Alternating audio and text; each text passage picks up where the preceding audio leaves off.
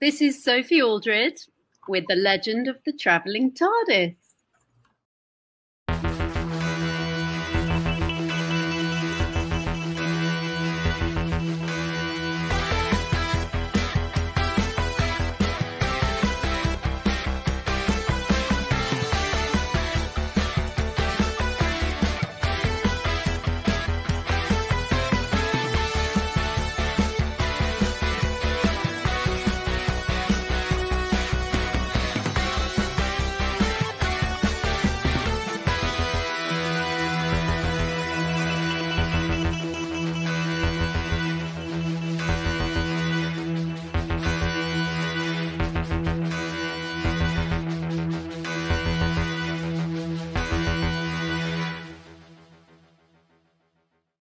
Welcome, fellow Whovians, to the Legend of the Traveling TARDIS.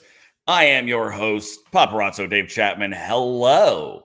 I hope you guys are all having an absolutely wonderful day, wherever it is you are watching us from, day, night, wherever, because, we know that some of you are overseas where it's already dark, and some of you are the other way, and so welcome. Oh, I got this camera set to track. Hold on. So it's going to keep bouncing on me. Look at this. It's going to follow me. It's okay. Well, with that aside, we've got a great show for you today. We are going to be reviewing episode 2, series 2, Tooth and Claw, David Tennant's second full outing, along with Billie Piper as Rose, and all sorts of fun and interesting things. So as usual, we'll be giving ratings and going through it. So please, in the audience, type into the comments what your ratings are and we'll take a look, see what you had to say about Tooth and Claw. In the meantime, let's take a look at some of our other people that are here, because of course I'm not here alone. Let's start with some of our kind of more regular people here. Let's start with the amazing Mark Muncy. Hey, Mark. How are you all? Good. Long time no see. Yeah, it's been a little busy up here. So yes, you got all of the conventions for this, so we're good to go. So. And before we forget, because I know you have a limited amount of time here. Yeah, I have another show I have to jump on a little bit early. So, but yeah, I'll be at Squonkapalooza this weekend in Johnstown, Pennsylvania. For those who don't know the Squonk, he's the sad cryptid who cries, and you don't track him with footprints, you track him with a trail of tears. Of course you do. We'll be speaking about strange holler monsters with the whole Eerie Travels team from my YouTube show and podcast. So hopefully y'all get up there and see that.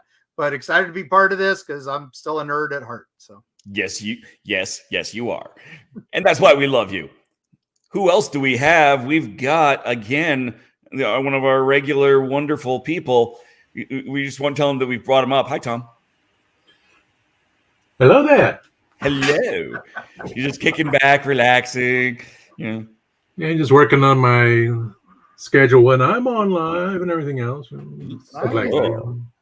All the dates and times, people. Catch me on YouTube, on Instagram. That's that one too. So, Legend of Traveling TARDIS. Yay. Yay. Welcome.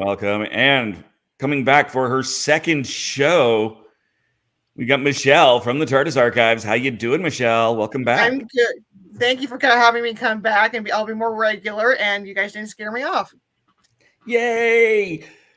That is a little bit concerning that we didn't, but I'm glad we did. And also returning for her second show, but it's been a little bit longer, Gadget Pendragon.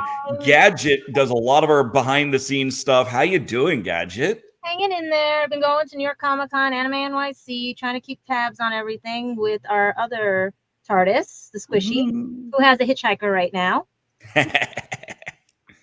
From all Studio Ghibli's wonderful artwork and movies. And it seems to be a hit with a lot of the fans when I go to the convention, especially Anime NYC, which is coming up pretty quick. Yeah. Awesome. Yep. Well, we're glad you're back. When was the last time you were on? New York Comic Con during the pandemic. Yeah, so it's been a few years. Yeah, little here's and there's and everything. In the middle of it too, working on 2 books and taking care of other situations. Yes, no fun. And of course, it wouldn't be a new Who classic review without the one, the only me. No, just kidding. We got Christian. Hey, Christian. Oh, that was a great way to introduce. Wait, Mark, can you explain to me what was that title of that convention you're going to? Squonkapalooza. So it's the Squonk is the name of the cryptid. They started it last year. You know how like Mothman Festival is huge in West Virginia and brings thousands of people? The Johnstown, Pennsylvania has decided they're going all in on cryptids too. So that's the sad little Squonk, and he being launched out of the cannon for some reason. So, that's something you contract when you're cleaning your pool or something like that. That's you can get, you definitely want to get a shot if your Squonk is overexcited for more than 3 hours. So. You mean the Jonestown Flood Festival wasn't a big hit? No, I guess not. So the deaths of how many thousands of we'll see. I mean, they went with the sad cryptid, so that's we'll be doing that, and it'll be exciting. I'll send pictures. So please. Oh, look, it's Tom, and it's Tom. That's not Tom. That's Nicobat. Well, it was a Tom. The other Tom. There we go. Yeah. There's Tom. We have another Tom. Wait a minute. It's from the alternate. It's from the Mirror universe. Tasty Cake, Reverend Amagon. Yeah, that's two. Hey, wait, everybody's commenting on their own show. Wait a minute. Yeah, exactly. There's Dan. Oh, I thought I'd be appropriate. That works. Hey, there's one of my peeps. So. Yay. All you wonderful. I'm glad you are all here. Thank you guys for joining us. Please, again, give us your ratings. 10 is great. 1 is not so great. Let us know what you thought of Tooth and Claw and why. You can go back to bring up the rest of the comments there, Christian. Sorry. Yeah, no, you're fine. You're fine. No, it's okay. I was the last comment anyway. At this moment. Wait a minute. All right, that's it. I'm commenting. Everybody's Wait a talking minute. to each other. Someone else talk for a bit here. Hold on, I get you. Yeah, exactly. No. And tonight we are So rating anyway, Tooth and Claw. let's get some ratings here. Let's start with Mark. What do you give this? All right, so I will do the full review later, but my number is I gave this one 8, so An pretty 8. high, but flaws. So That's fair. That's fair. And Gadget. Mm-hmm. 1 to 10 TARDISes. What do you give Tooth and Claw? 9. A 9. Mm-hmm. Ooh. We Don't got make some me high go- numbers do so not far. make me go first. Do not make me go first. Michelle, how about you? I will go 8.5. 8.5. And Dom. 6 point. No. You're going first. I'll make it. I will make it. 7.5. That sounds like an earthquake rating. Go Was that ahead. 7.5, Tom? Yep. 7.5. All right. And Christian. And I picked this number, but I'm tying with Tom. I'm going to go 7.5. So one of us is going first. No, wait a minute. Mark's going first, but then Well, By so yes, number. we do have to Rock, lose. paper, scissors. I almost gave it a 7. But rewatching it, I actually bumped it up a notch. So I agree with you guys. It's a flawed. It could have been a masterpiece, but it's definitely it's still that. Also, David Tennant was still this is only his second episode, so he was still finding his footing. yeah. I think. And I think watching this right after watching New Earth, which we did last week or the week before, it was you realize that in that one there was the whole bit with he was kind of ignoring certain things, and Rose was trying to, he noticed she didn't have the right humanity and all that. That's how he knew she didn't have empathy. That's how he knew it wasn't really Rose. But in this one, she's doing the same stuff where she's they're just enjoying the mission and enjoying Queen Victoria, and they're ignoring the fact that people are being murdered and all that. And I'm like, wait a minute, I think there's some inconsistent writing here. I'm not amused. Of course, at the time, it wouldn't have been inconsistent because there's only 2 of them. So yeah, exactly. But watching those back to back, you realize, there's definitely some issues. I did like that David got to use his proper Scottish accent for an episode, and I liked when Billie Piper tried to do a Scottish accent. I thought that actually gave that a bump up because I thought that was a fun joke. I think they were shoehorning Torchwood into this, which I don't think really needed to happen. So that's another ding. But the werewolf this was the first one I think where we went, wow, Doctor Who has kind of a budget, and didn't, it wasn't terrible. I grew up in the green bubble wrap days, so this was nice when I originally saw it. Now it's of course a little dated, but it still holds up. And I would I have liked practical effects, of course, but it was fine. And then my only other issue with it was the monks. The storyline just doesn't go anywhere with those guys. They were cool. It was a neat setup, and I expected more from them, and then they just kind of disappear halfway into the episode. So maybe I missed something with my epilepsy-addled brain, but all that said, some of the best dialogue in the series, some of the best lines that had been done in Doctor Who, Modern Who, and I loved Queen Victoria. The actress who played her nailed it and brought a gravitas to Doctor Who that was well needed at that point, because I think we had to go back to the Dickens, which was the second episode of Eccleston. So I think that was a smart move. Bring in someone with some acting chops to elevate it. and she wasn't having none of the Doctor and Rose's games, which I loved. So yeah, but all in all, solid, and probably one of the better ones to. And for a while, that was one of my go-tos to introduce people who were new to Doctor Who. This is kind of a fun one to get them started with. Yeah, I can see that. It kind of hits all of the check boxes and everything. And it's entertaining. It's action. It's got some story, and smarts wins the day. It's kind of weird that Queen Victoria's late husband has this elaborate trap set up and all that. The diamond thing. Sorry, spoilers, gang. But yeah, it was, like I said, there was enough flaws that I was originally like, man, this is like I thought this was better. But then watching it again, I'm like, this doesn't suck. This is really fun.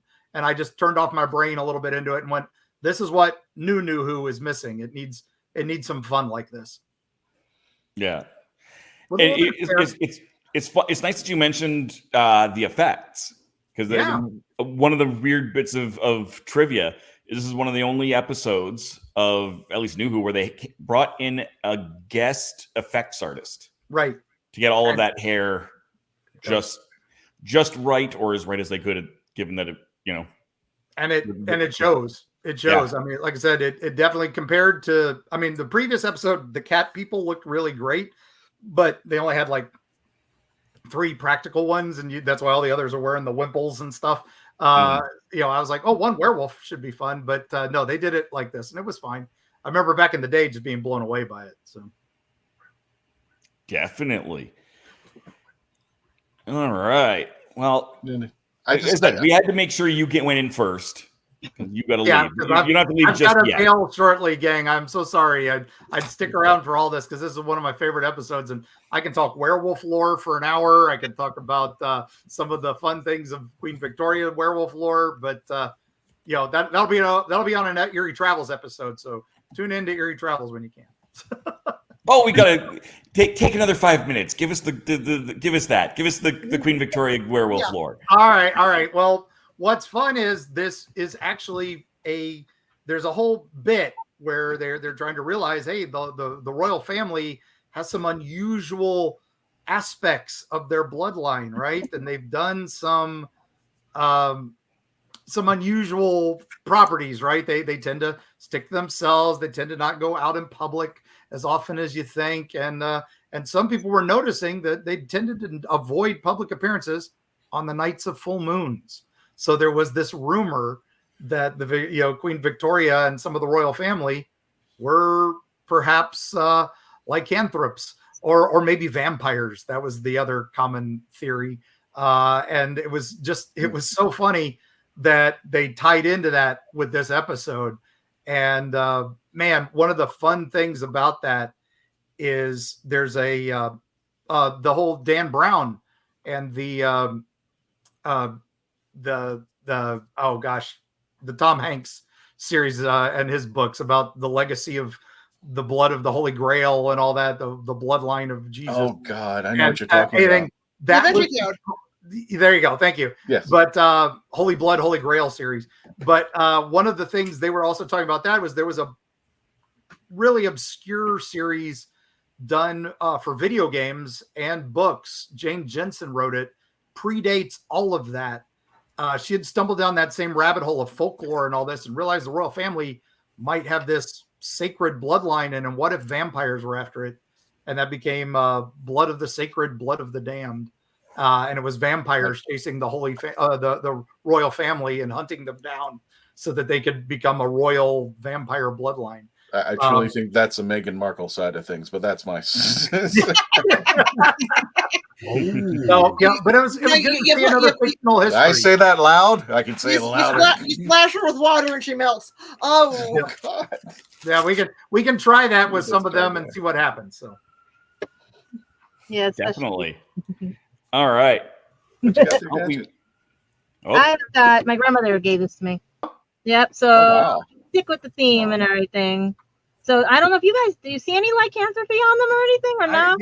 They supposedly one of them has 6 fingers, and I'm like, well, that's Princess Bride, but There was also supposedly a sign of lycanthropy with 6 fingers. Fun storming the castle. Also a sign of incest. So yeah. Maybe there's Andrew. Oh. But yeah, no, it's there's a lot of fun history in this, and that's that's one of the reasons why I gave it an extra bump up, because they did lean into that. So anything that goes into folklore, I'm a fan. Yes, Gabriel Knight 3, Roger. Yes, that's it. Gabriel Knight 3, Blood of Sacred, Blood of the Damned. Make it laugh, Mark. Gabriel Knight 2 was the werewolf one, and they'd already done that with Wagner's Lost Opera. So I'll make you laugh, Mark. I think I told Christian this because it's the funniest thing in my family. Turns out my cousin's mom is the 4th cousin on the Windsor side to Queen Elizabeth. So I'm wondering if the lycanthropy passed down, because I'm looking at some of my cousins. There you go. There you go.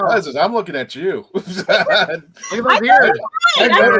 noticed I never see a picture of you outside. So you never know. Well, they say I'm more vampire though, but or a witch. But yeah. Well, we know she's a vampire because you put a mirror, you can't see her reflection. Mm-hmm. Yeah. Let's see. Do I? Yeah, sometimes maybe. That's it. I want you all standing in front of mirrors, and I want you all right now. Right now. I want to see this happen. No, I did have a coworker one time accuse me of being a witch, a genuine witch. I'm like, no, I'm just reading about Salem. Doesn't mean that I am a witch. Yep. Oh my goodness. Oh yeah, you're hosting, Dave. Yes, I am. I'm enjoying the banter. He's enjoying the banter. He's just letting it all go here. So it's like Mark, go, because it's just fun. I can listen to you and your infinite knowledge. People do all the time. Yeah, exactly. That's why Eerie Travels, right there. You know, just at Eerie Travels, available on all podcast platforms and then YouTube as well. And we tell stories twice a week of myths, monsters, legends, and dark history. So and nerd stuff too. I throw in as many references as I can to Gabriel Knight, Bureau 13, and random stuff. Bruce Campbell as often as possible. Some role playing game stuff. El Santo, you know, and then people watch just to see if any of the haunted objects behind me move. So the doll starts winking at you. Yeah, she's a Romanian folk doll that she's just enjoying herself, and then Clem behind me, he'll chime in every once in a while too. So. Oh my god! Well, you just rig one sometime. You have one more thing there, because I have a sort of gift, and you do have a Sprite on your windowsill. Oh yeah, we hiding back there. So it's right by the bear. Yep. The bear is an old Halloween prop. It's a chomper, so it's fun. But yeah, the Sprite right there. Yep. We've got if I panned around, we do the tour, but I've sadly got to run to my other show that I'm going to be on today. But gang, thank you so much for having me, and I hope to be on much more as health and everything holds up. So, is there anything else you want to plug? Just see you at Squonk Palooza, and please join us at Eerie Travels. We're exploding, and it's nice to have extra listeners. And we love our Doctor Whovians. So let's join. Let's keep the legend going. Agreed. So why don't we go to a commercial break, Christian? You got it there. Make sure that'll be a good time to do that. And then when we come back, we'll flip a coin or something and decide which of the 7.5s gets to go first. Meanie. It'll be totally random, I promise. All right. Well, when we return, we'll continue our discussion with Tooth and Claw. Don't forget to put your ratings in the chat, and why. And if you're good, we'll get to your chat.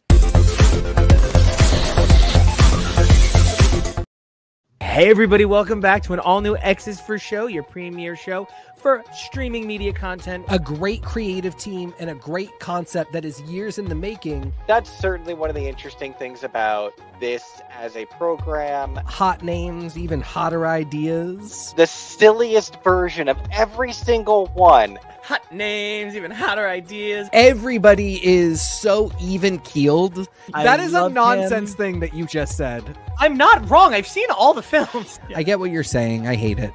It's really ugly to call that a genius on air. Nobody screams at each other and goes, I will fight you! Wow, what a great moment for our show. Truly, we did it. This would be a great jumping on point for you. 2,000 episodes in. Every weekend and Wednesdays. Shows no signs of stopping. You can check the show out at X's for Show. Come on. I mean, we've got a show, baby. Just, you gotta trust us. It's gonna be good. I'm author Mark Muncy. And I'm author Erica Lance. And this is Eerie Travels.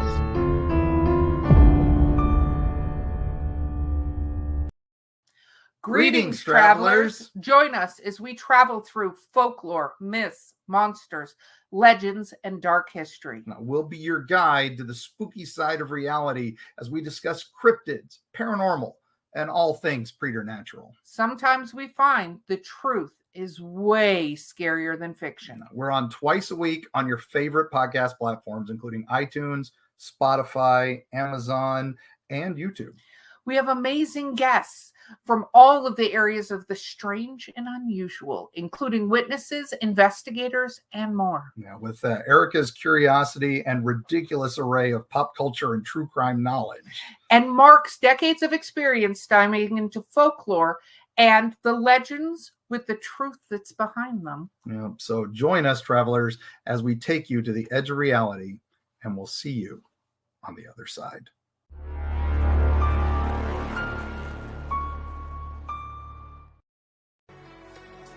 Are you a movie nerd? Do you collect VHS, DVDs, CDs, records, and so much more? Are you looking for clothing from 1940s to 2000s? Do you need cosplay or themed outfits? Come to Ducky's Vintage. We have it all for all budgets, located at the Oviedo Mall right off of the 417.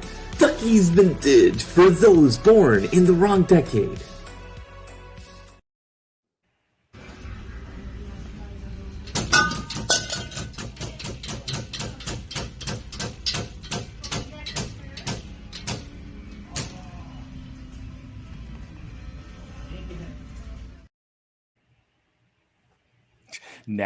Now we're dead inside. No. Anyhow, I'll explain later. Exactly. So what you're seeing right now is the show that I'm currently doing in Calgary at the Fringe Festival with Yonomi is an amazing puppeteer from Tokyo, Japan. We've had 3 shows. 2 of those have been sold out, and one of them might as well have been. So we've got a little preview of that. And if you are in Calgary, please get your tickets soon. If you zoom in on the bottom corner there, you can see the times. The tickets are available at, scroll down, tickets.calgaryfringe.ca. And then on the left side next week is the Edmonton International Film Festival. And Yonomi will be there as well at Venue 16, the Sue Patterson Theater at Campus Saint-Jean.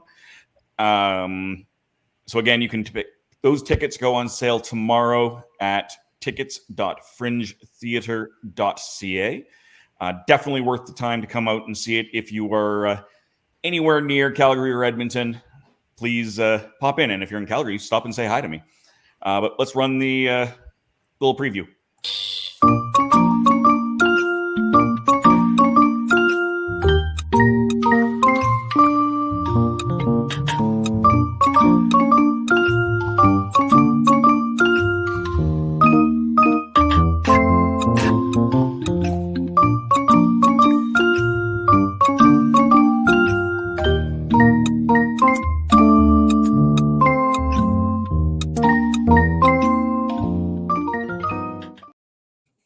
That was a quick little preview of it. It's such a fun show.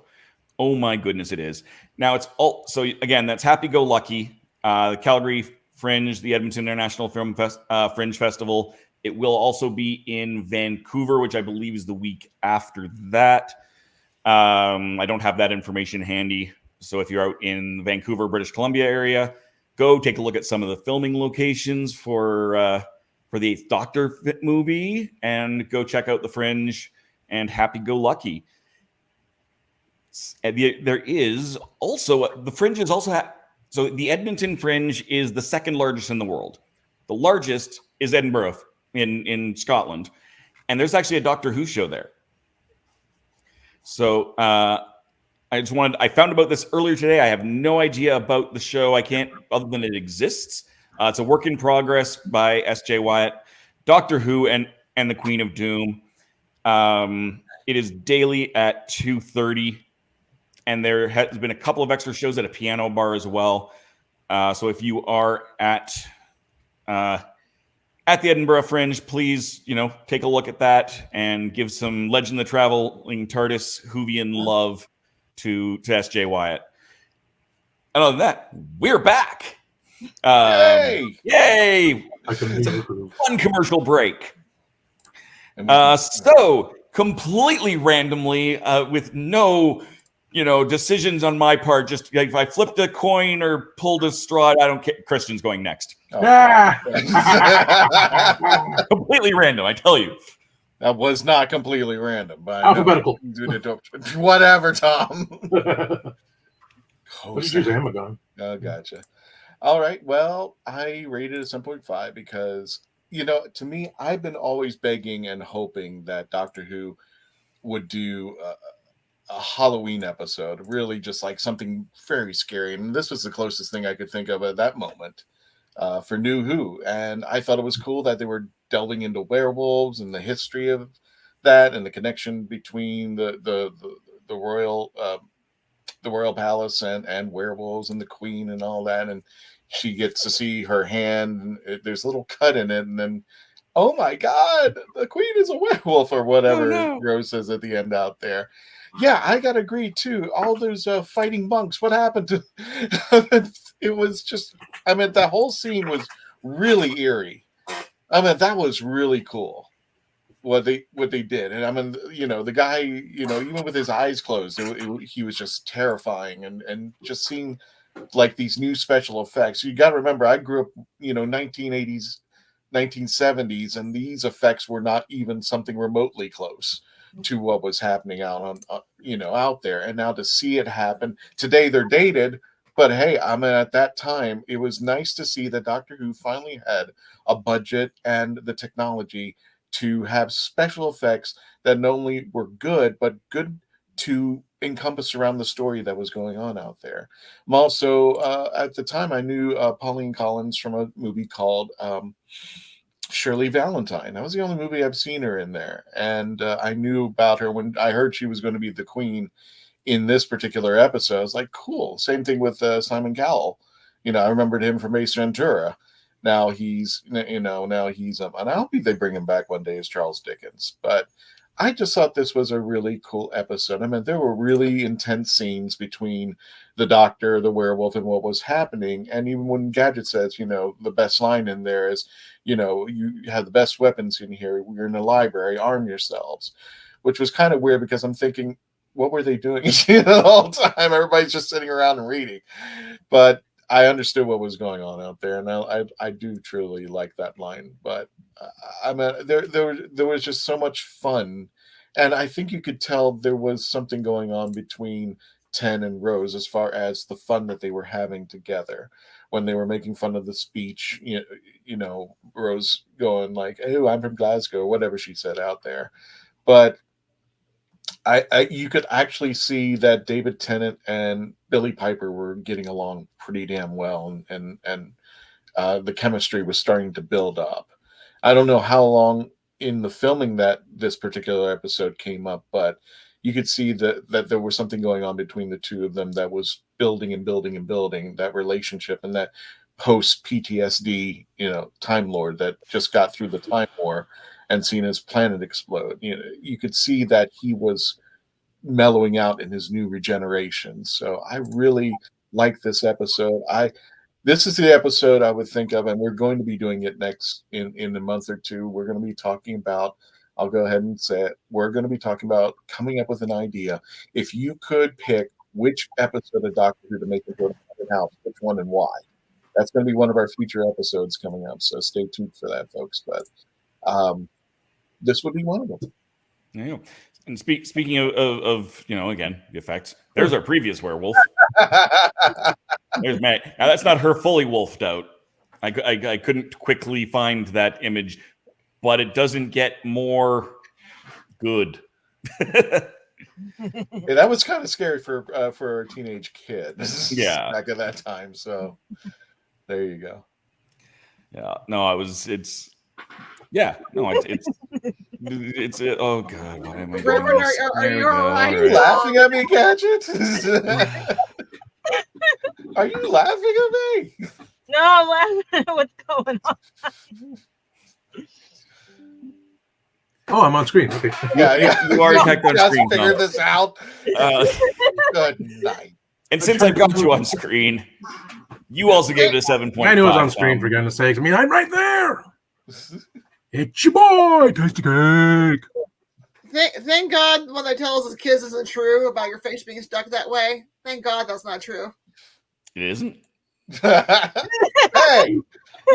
Why? Because Stop drinking the water and tell us why it was 7.5, Tom. I am. Yeah, boy, down. Why did we bring him on the show? You booked them this time, Christian. This is your fault. The mistletoe. Tom's changing. That's right, Nico. Let's get him. Okay, since Christian went over the positives, let's go over some to what brought it down. Let's see. What was the point of the girl screaming at the beginning when like the werewolf wasn't even there yet? It was just the dude going, "Oh, I'm real." She was just like very fast paced, but that's the timing thing. We all had the hidden crouching tiger, hidden dragon. So like, oh, the effects, floating monks in the air, and then they kind of like disappear. I should have said it first. I was not amused. I had to rate it from 10 to 7.5. A butler that interrupts the man of the house? How dare he? But, it's all setting up. Everything was fast-paced, getting into it. Queen Victoria herself was a classic actress, classic Who. She was in, I wrote down, the Faceless Ones. Oh, she was? She was the brunette in the Faceless Ones. Oh. And so she was with Jamie McCrimmon. So that was the inside joke of saying, oh, I'm Dr. James McCrimmon. Oh, I did not know that. I didn't know she was in Doctor beforehand. Okay, so she made that crossover. That's a mostly missing serial, so missing all the missing scenes. So it's I like gotcha. Deep digging for that, which So that was the joke, the inside joke of I'm Dr. James McKinnon. Okay. Jamie, let's see. Oh God. Setup of bringing lycanthropy to the Royals. Well, yes. How was it already? The book was written. The telescope was there. The mistletoe. Mistletoe? Like, I know I'm not a werewolf because I keep peddling mistletoe and it doesn't work on anyone else. So, how has it all been set up already? Saying, okay, we're bringing the wolf man into it right now, but everything is prepared. So, the diamond was a nice thing. It was a nice cut, per se, bringing truth into the storyline. Queen Victoria was someone said she's a little too campy, but it's Doctor Who. I enjoy is always the I'm not amused, and that's how many people see Queen Victoria. So it didn't bother me. I had to bring about that's what someone said to me. The druids were interesting. Oh, she's the sister of the missing passenger. No, that's a werewolf, and nobody's gonna. Yep. There you go. We're doomed on this podcast. That's Pauline. Yep. She was flooring pretty heavy with Jamie in that episode. Yeah. So why did the monks want the werewolf in the palace?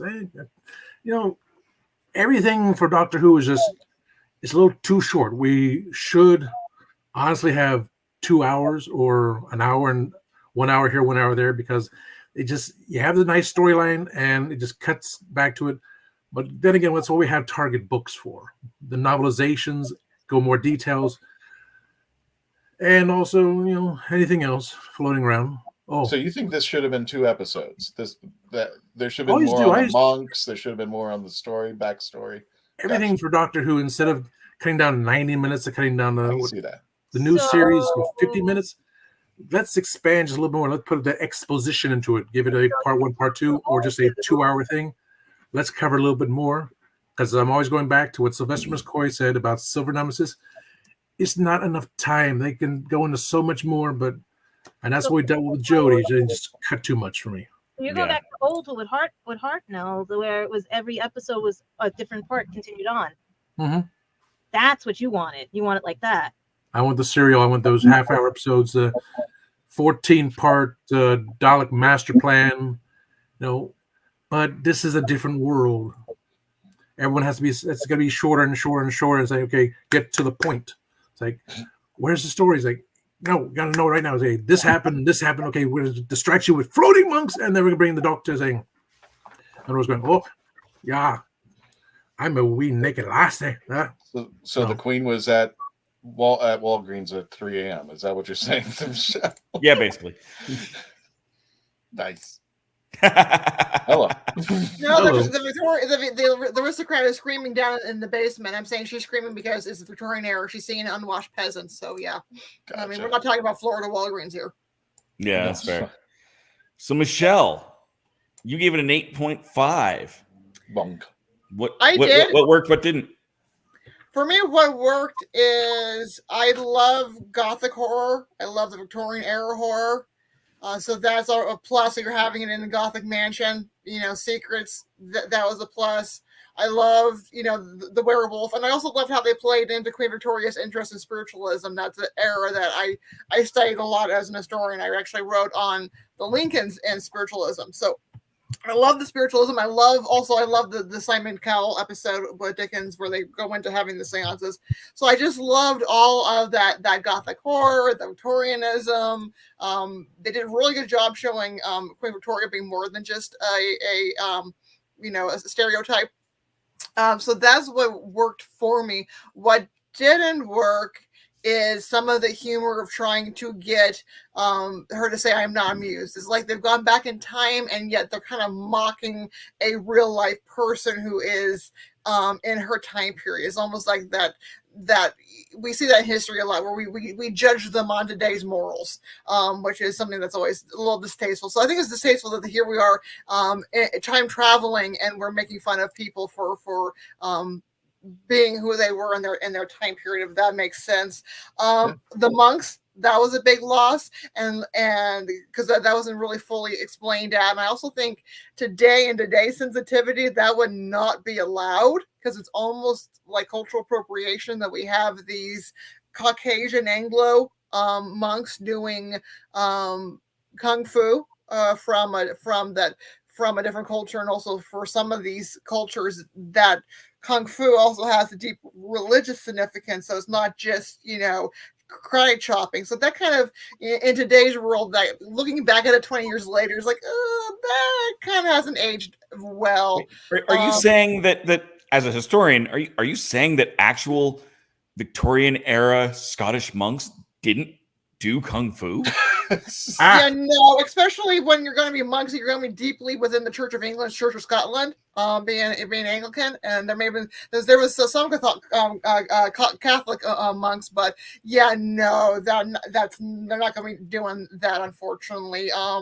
That's more 20th century New Age stuff. Aleister Crowley doing weird stuff with Loch Ness Monster, and Loch Ness. But yeah, so that just doesn't age well.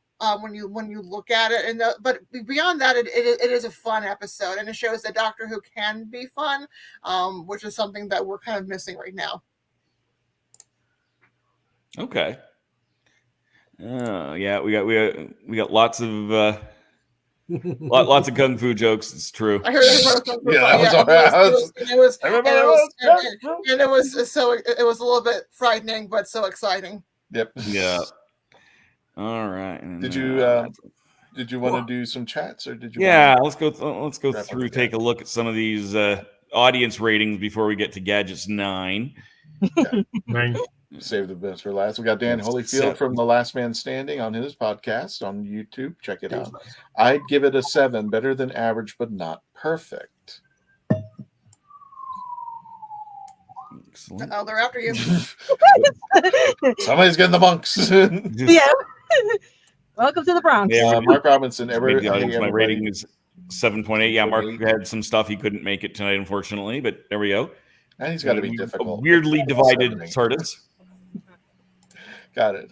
Roger says, hi, everyone. I give Tooth and Claw an 8 as a fictional historical episode. Dave, I'm glad that Danny John Jules' Death in Paradise character, comical police officer Dwayne Myers, returned last season. Yes. I got to see that.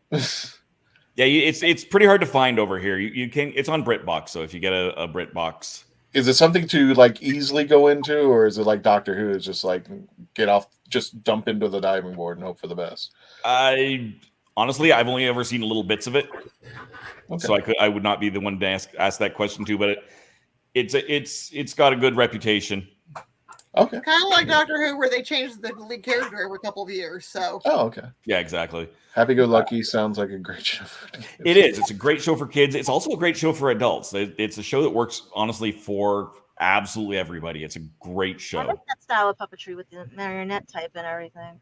Just out of curiosity, how did you come across it? I'm just the right place, the right time. I was helping a friend move, whose cousin is the technical director for the festival, and said, "Hey, Chris, my friend, can you do you have time to do this show? They're looking for a tech." I'm like, "No, I can do it."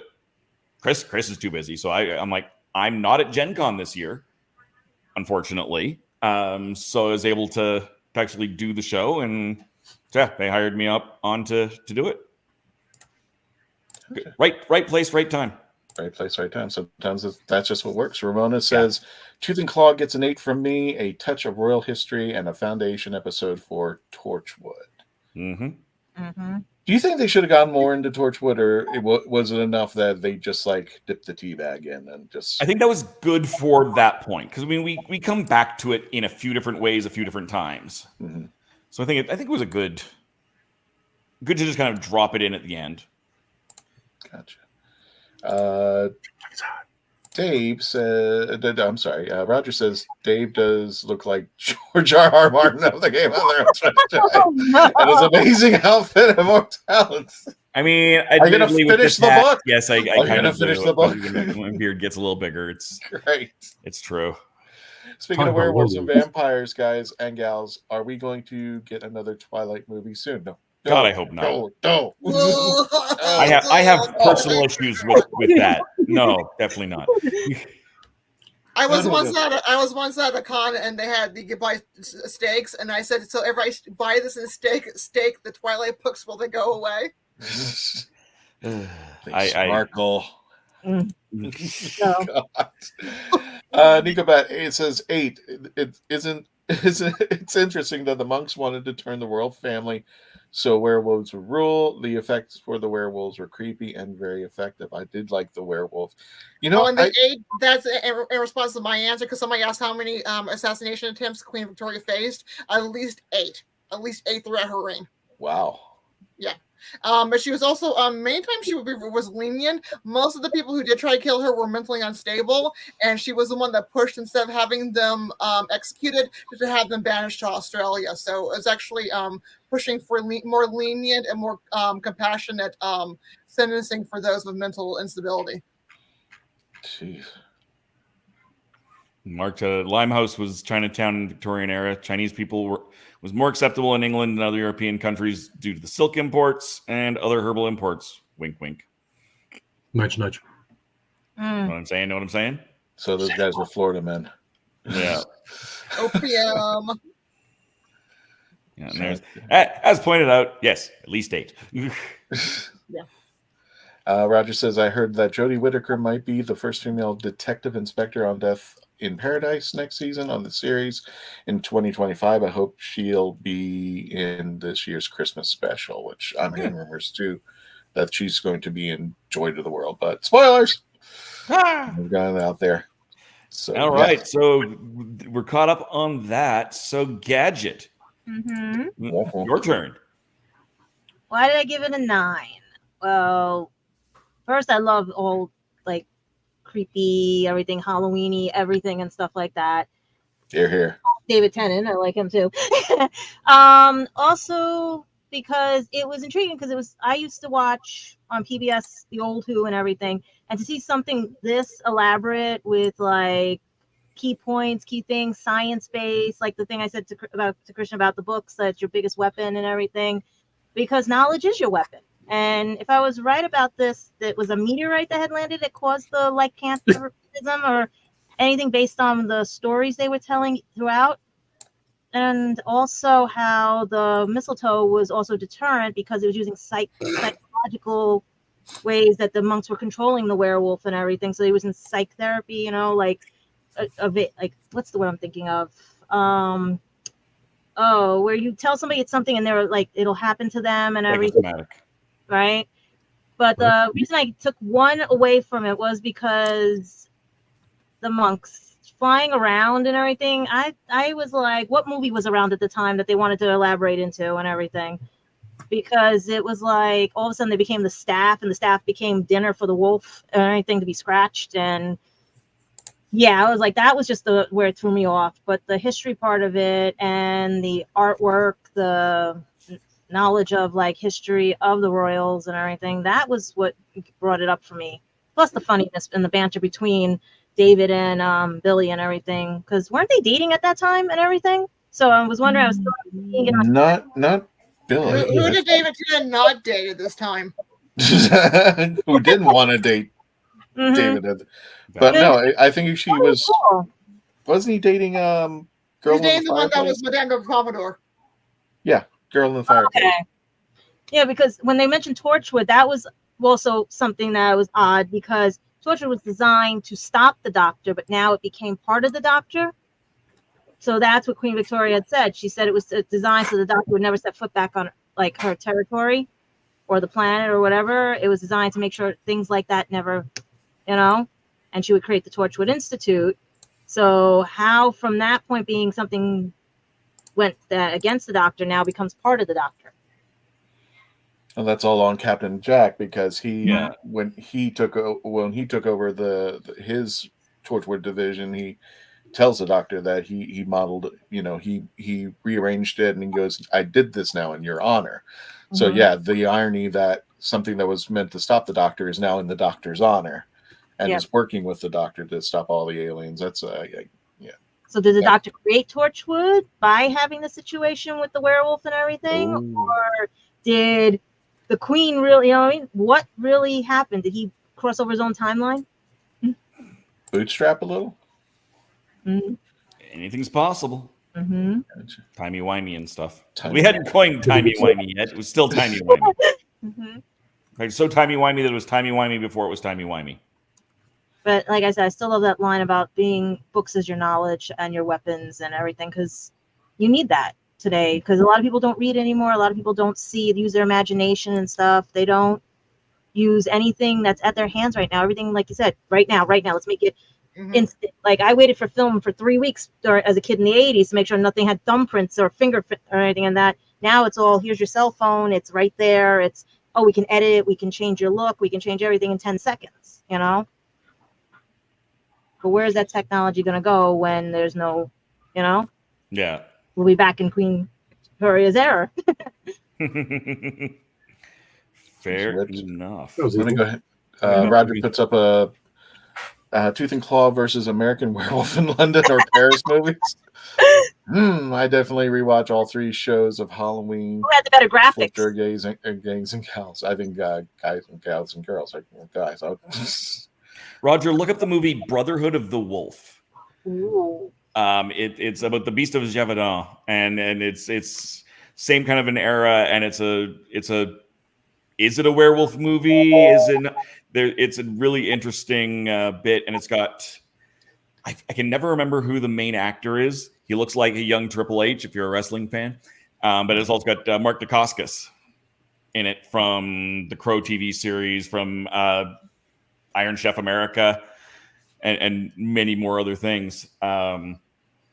It's a fabulous movie. It's originally French, but there's a good English dub, and it is an absolute delight. That is a story I would love to see brought into Doctor Who.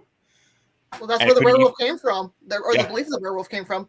Yeah, exactly. So it could easily get pulled in with the, as a pseudo sequel to this, with the Lupin Wavelength Hema Veriforms, which is the long name for as a werewolf. And a fun story, anybody knows American Revolution, the Marquis de Lafayette, he is from that region of France, and as a child he used to dream to go and hunt the beast of Gavadon. He used to go out there and look for it as a child, as like 8, 9, 10 years old. Nice. That I did not know. No, yeah, he wrote that in his memoir, that he thought he was going to be the great hunter and bring it down. And all he gets named is a block here in the Bronx, Lafayette Avenue. Yeah. And he visited my museum in 1781. Nice. Ooh. Yeah, so there's your not who-ness for my recommendation as far as werewolfy stuff goes. So for me, I've been wavering on my number between 7 and 8. I don't think it does. Depending on kind of my moment and how I want to judge it, because I can judge it in a couple of different ways, and I think I settle on an 8, just because it is, as Mark said earlier, just enjoy it. Just brain out, just enjoy it for what it is, and I give it an 8. A lot of what's been the criticisms that have come up are completely valid. I think this would never get made now from a different standpoint. I don't think the monks would ever have gotten to that stage of a show, full stop, at this point. But that being said, there's so much in it. This felt, honestly, to me, an awful lot like a Shudigatwa script. You had that a little bit more playful, a little bit more irreverent kind of a atmosphere between David Tennant and Billie Piper that those two have. You've got the cheesy monk thing. You've got all sorts of just strange things. And I think if this was made now, the internet would explode in criticism from every angle. There's also at the end when they defeat the werewolf, he's got this very Catholic-looking, bit, and I think they would give, especially given the Olympics, you'd have a crucifix revolution going, oh my God, look at them making fun of the church, when that's not what happened in either case. So I think it's just so much interesting. This was a really, really to step back and analyze from a society standpoint. I don't think this.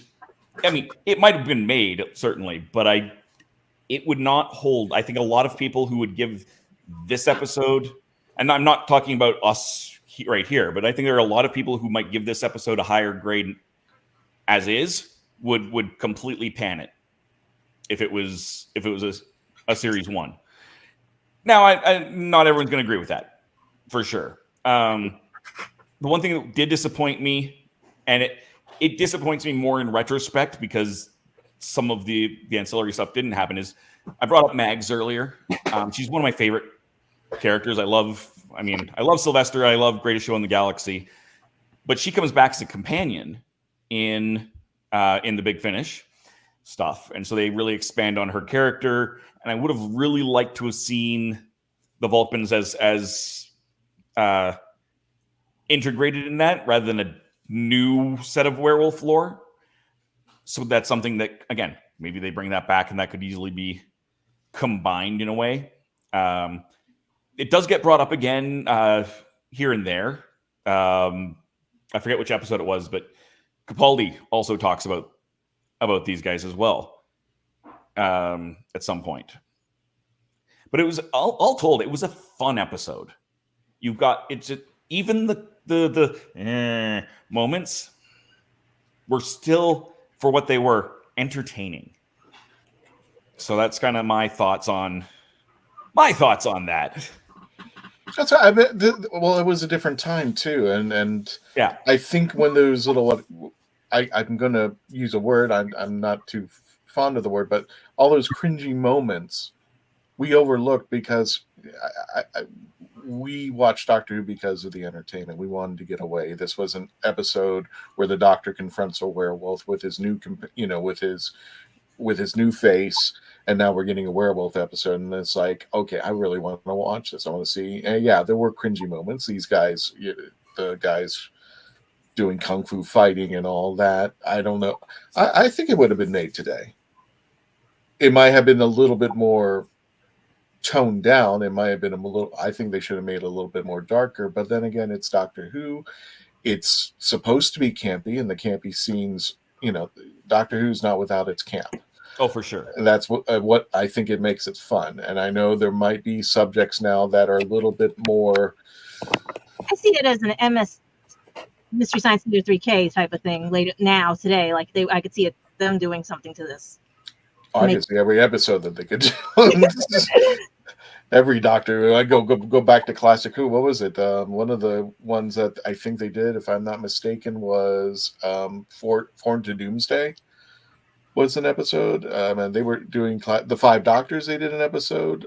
It's the thing is that I think we get, and this is my opinion. I'm just walking a bit of a thin line here. I think more people are a little bit more, especially with social media. People are like looking for things that are problematic and just saying, instead of just saying, hey, let's have a good time. Let's watch what's going on.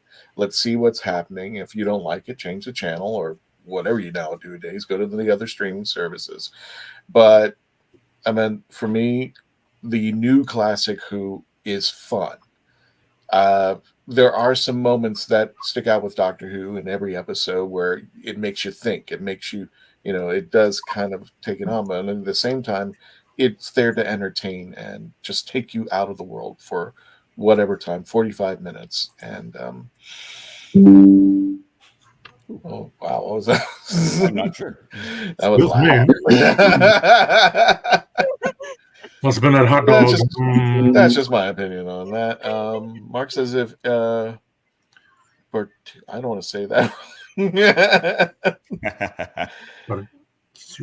All right. If B was created in England, Victoria in 1889, then that Kung Fu must be taught to English people and Kung Fu displayed in 1851 according to London Times. So it is possible that British people did martial arts. Oh, certainly. Yeah, but they didn't fly in the air with it. Yes. That was a little bit. They did that today. There were people writing screeds about the Koh-i-Noor and diamond and how it was stolen and needs to be repatriated back. And Doctor Who has practically all the genres besides comedy and sci-fi, Christian. That's why it's enjoyable to all ages, right? Yeah. Mm-hmm. Yeah. It was started off as a TV show for kids, and then it kind of evolved to the families. And when you get closer to like Tom Baker, and you get somebody like Leela, they openly, honestly admit they were trying to get the dads in. They were trying to get the more mature audiences in, because now the show is in its longevity, and the kids who grew up are now maturing along the way, and they're kind of following the progress. But today, I don't know if we would have a Leela. Yeah, they would be calling her savage. That's for sure. Yeah, but that's the way things were. Don't blame the time. Never meant it as he may have originally started it as putting her down, but it became a term of endearment between the two of them. I mean, you tell that when she leaves and he closes the door and says, I'm going to miss you, savage. Is it even still appropriate for families? That's a very good question. Because when I grew up, today, an episode like The Talons of Wing Chiang, I doubt they would even consider like doing a remake or putting that out there if that were today. Or it would be very watered down. It's more, and intentionally so, more family, aimed more towards a family, younger audience. Mm-hmm. Well, aren't they altering a David Tennant episode because of somebody in it, and they have to redo the whole thing because they took out a David Tennant episode? Yeah, they're re-editing a newscaster. Yeah, that's the thing. It's like everything is being nitpicked down to so much. I can understand people doing bad things and all that, but there's not all bad, there's not all good. We're all just what we are and everything, learning the ropes and trying to be kind, you know? Yeah. Well, the more the issue is that the BBC knew what Hugh Edwards was up to and they covered it up. I mean, so they're trying to make them look all like immoral, that they're cutting him out of this because he's a real life newscaster. He's in a section of Fear Her, and so now they're cutting it out to look like they're the moral champions. But for the last year, they knew what he did. And was trying to penalize any other news agency who alleged that what he did.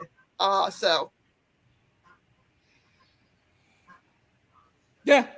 And but we also forget that's all Dave can say. Yeah, exactly. I've only been paying attention to that. I've been too busy with everything else. It's like I saw that it's happening. I'm like, okay. At the end of the day, it's not drastic. Mm-hmm. It's not like they don't do that for things all the time. Well, when for whatever reason they want, or no reason at all.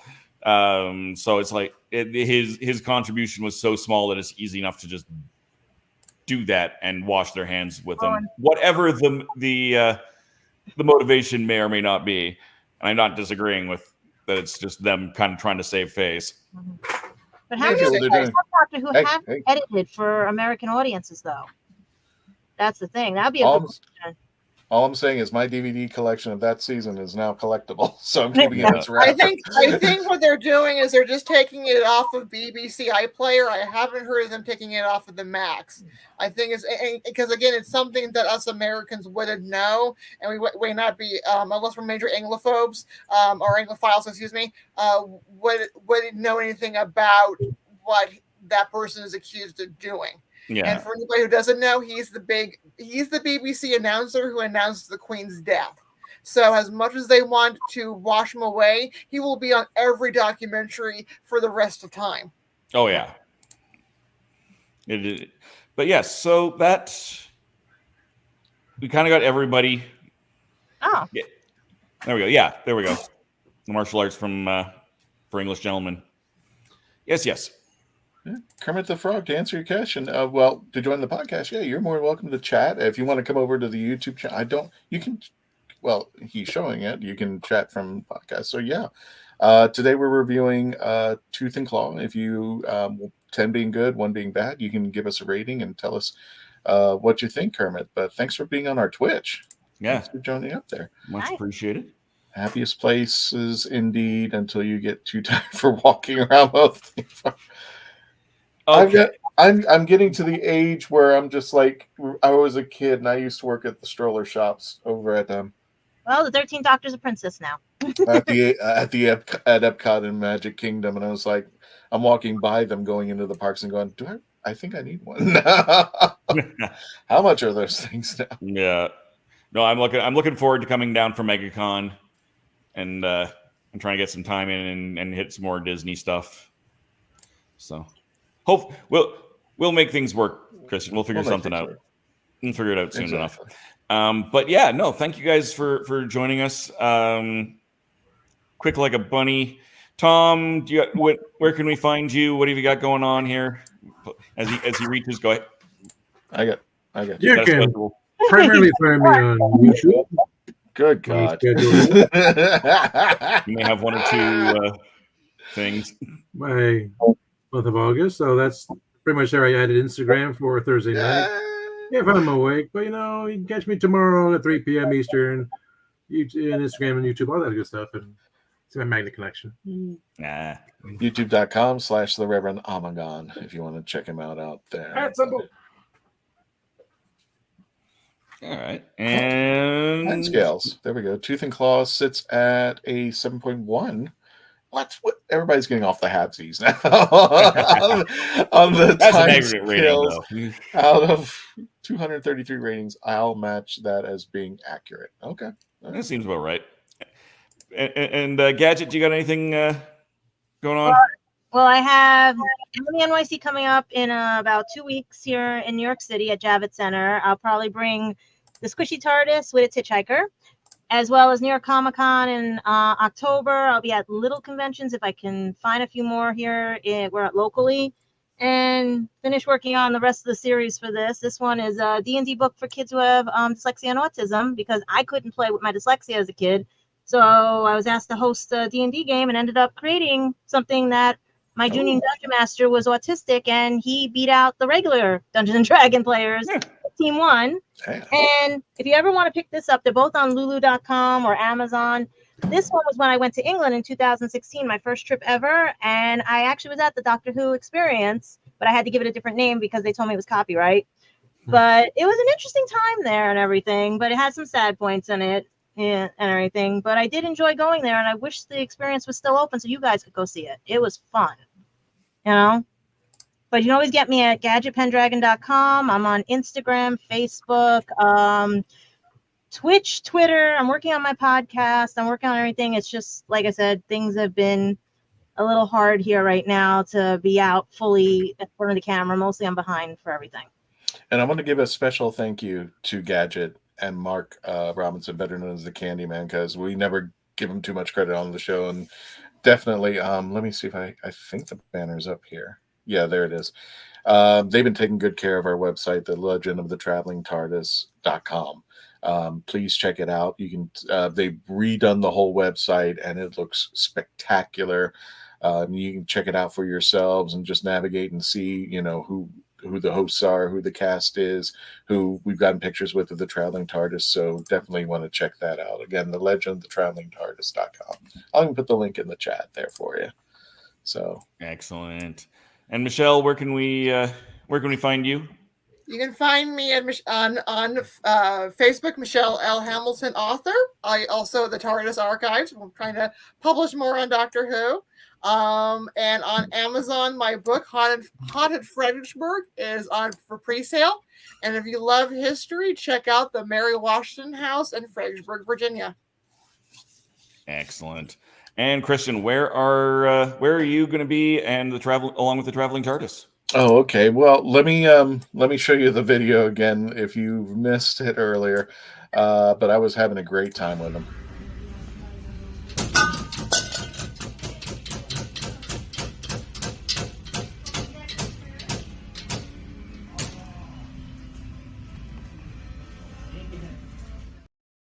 That hurt me. Just that clang just hurt me. Yeah. That was a complete accident. How everything just worked out just that way. But if you're familiar with it, I don't know how it works up there with you, Dave, or our friends in the UK. But if you ever hear of a shop called Spirit Halloween, just recently they opened a few stores up. Basically, if you're not familiar with them, they're a Halloween store, a theme store that usually pops up between August and October. Dad won't let me go in. Oh, really? He says my bank account ends up being because. Oh yeah. I'm just like, yeah. If you go in there, you better have a big wallet because nothing else. But I was walking around out there, and these are just a few of the pictures that were there, and they're expected to get a lot more merchandise. But it was just like some of the fun stuff out there, and I met an excellent cosplayer who wanted a picture with the TARDIS. So. There's so much fun stuff in there. They don't have all their stuff yet, but they have, or at least the one on East Colonial has a carnival theme where you can walk through the carnival, you can shoot duckies. I mean, it's really cool what they do, and they give you some ideas of what you can do at home out there. And speaking of upcoming stuff, don't forget we are at Ancient City Con, September 13th through the 15th at the World Golf Village Renaissance Resort in St. Augustine. Get your tickets now at ancientcity.com, C-O-N.com, and see us out there. We're going to be hosting Doctor Who panels out there, as well as our special appearance from Dalek Al, a fully functioning, moving, firing, talking, blinking Dalek out there. If you haven't seen him, it is a joy to have him come around and just interact and take pictures with them. Also, a couple other things throughout the week. I don't know what we're going to be doing yet, but this is the second year. If you've never heard of this, Doctor Who Podcast Day is taking place August 9th. So hopefully, I'm not exactly sure what we're going to be doing on Friday. It might be a best of. We will let you know. It might be pre-recorded best of material. But this is a thing, and we are entering the second year of Doctor Who Podcast Day, taking place August 9th. Use the hashtag /DWPD, and go check out people. Check out Michelle. Check out the Reverend Amagon. Check out all the other podcasters out there. X's for Show, they do a Doctor Who podcast as well out there. And last but not least, we want to thank everybody from getting. I don't know if we've announced this yet, Dave, but want to thank everybody for getting us this. And I'm just like, holy Toledo! I never ever thought we would hit a number that high. We're gonna break that in an hour. I know. That's what's scary. It's just, I never thought we'd have that many zeros behind the 9. I would think we'd have like 90. I would we'll be happy if 90 people show up, but that's all to you. Please do check out our YouTube channel. You can see it scrolling at the bottom, youtube.com, The Legend of the Traveling TARDIS. If you want to contribute and make sure that this we can get really good stuff going on out here, super chats and super thanks are always welcome out here in YouTube land. And there are at least now almost 1,000 shorts, ranging from birthdays to small interviews to holiday stuff to you name it out there. The TARDIS and Dalek Hal join forces, doing little shorts out there, and we just really have a good time. Was Dalek Hal named after the Hal? Yes. In fact, if you look at the color schematics of Hal, that's exactly where Hal came from. Excellent. So, as for me, you can find me regularly at therathole.ca. My YouTube channel is the Rathole DOTCA, because they don't like having a dot in the middle of the URLs. You can also find me on all the social medias at either .ca or DOTCA as well. Again, if you're in the Calgary area, come check out Happy Go Lucky. Definitely pick up advanced tickets at tickets.calgaryfringe.ca, or if you want to check it out, tickets available tomorrow for Edmonton, tickets.fringetheater.ca. So please, if you're around, stop in, say hello. And you can also, just on behalf of Mr. Mark Muncie, he is live right now on Nerd Talk Live. So you can pop over to that. I just dropped it into the comments, but they're over on Facebook. So you can check him out. Go say hi from all of our Whovians here. Go crack. If this was Twitch, I'd say let's do a raid, but it's not, except for the one person. So let's go. Let's all go crash Nerd Talk Live. And until next week. Hold on a second. I'll do you this favor, Dave. I'm going to put into the chats as well tickets to the Fringe. So everybody's got fabulous. That as well. I appreciate that. And while that's going on, we're going to go scroll down to here. Thank you guys for watching the show today. We appreciate it greatly. Please like this video wherever it is you are watching us. Comment even now, because we can bring those up during the credits. Share this out. Share all of our videos out. Share our pages out. Do all of the things. And, of course, subscribe to wherever you are, especially our YouTube, because we are trying to break 24,000 is our next big goal. And Jesus.